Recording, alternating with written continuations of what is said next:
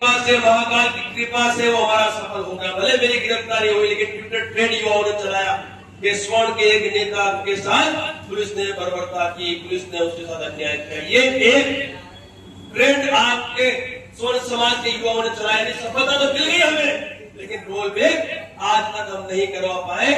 अब roll back करवाने का जो अंतिम पड़ाव है, उसकी तैयारी हमने कर ली है। अंतिम पड़ाव 23 अगस्त 2026 1:15 बजे शाह ऑडिटोरियम नई दिल्ली। कहा दोस्तों, यूजीसी जो काला कानून है वो लागू कहां से हुआ? दिल्ली से। दिल्ली से हुआ ना? अच्छा, लागू करने वाले लोग कहां बैठे हैं? दबाव किस पे बनाना पड़ेगा हमें? आप समझदार हो। यदि मुझे इस मुद्दे का राजनीतिकरण करना है तो मेरे पास 22 राज्यों में करनी सेना है। कितने राज्यों में? तो मैं 22 राज्यों में पहले यात्रा निकालूंगा।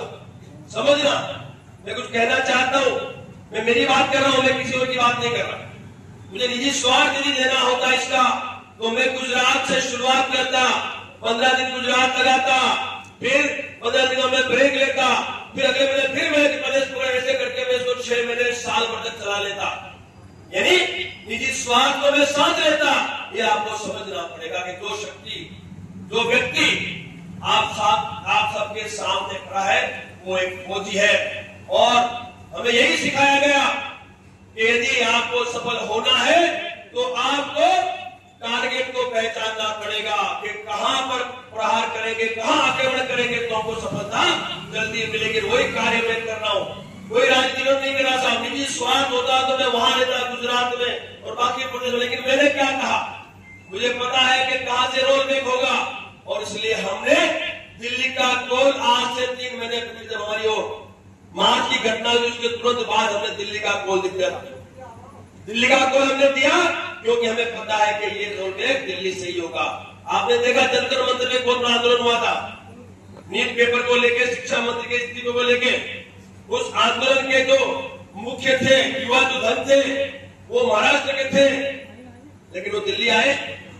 पता था कि शिक्षा मंत्री दिल्ली में है, सरकार दिल्ली में है, तो क्या होगा? दबाव दिल्ली में ही। तो मैं आपसे वादा करता हूं कि आपके साथ मैं किसी भी मुद्दे पर राजनीति नहीं करूंगा और न ही मैं होने दूंगा।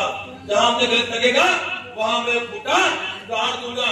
बाकी आपके साथ अन्याय नहीं होगा, विश्वास रखना। ये पार्टियां बदमाश है, आपके ही बीच के लोगों को हथियार बनाएगी और आपको डाइवर्ट करेगी, आपको डाइवर्ट करेगी, आपका ध्यान भटकाएगी कि ये जो है सामान्य वर्ग के लोग हैं, ये यूजीसी करते रहे और वहां पे वो आरक्षण हटाओ जो आंदोलन की तैयारी चल रही है वो कमजोर पड़ जाए। समझना, मैं कुछ कह रहा हूं साहब। ये पार्टियां कभी नहीं चाहेंगी कि सामान्य वर्ग रोड रास्ते पे आए और आक्रामकता से अपनी बात रखे। तो साहब, बहुत सारी ऐसी परिस्थितियां हैं, उसकी जानकारी आपको होनी चाहिए। दोस्तों, मैं 15,000 किलोमीटर की यात्रा लेके आपके बीच आया हूं, दिल्ली लेने ले आया हूं, गुजरात से चल के, मेवाड़ से होते हुए, मैं मारवाड़ से होते हुए अब ब्रज क्षेत्र में आके आपके बीच उपस्थित हुआ हूं। 5 तारीख से मेरी यात्रा जारी है साहब। और मैं आपको बता दूं, 1 रुपया हमने किसी से भी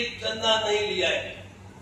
मैं अपनी आवक से, अपने व्यापार से पैसे बचाता हूं और मेरे पैसों से मैं अपना खर्चा चलाता हूं। जिस जिले में जाता हूं उस जिले के अध्यक्ष जो है वो हमारे शाम के खाने की व्यवस्था कर देते हैं और सुबह के ब्रेकफास्ट की व्यवस्था करते हैं। लंच हम नहीं करते क्योंकि लंच में 1-1.5 घंटा बर्बाद होता है। 1-1.5 घंटे में एक जिले का आयोजन होता है। क्या फर्क है? एक दिन लंच नहीं करता, 10 दिन में खाना नहीं खाऊंगा एक टाइम, तो क्या मैं मर जाऊंगा क्या? आप ये तपस्या है। एक फौजी तपस्या के साथ अपने लोगों के साथ आप सबके बीच लगा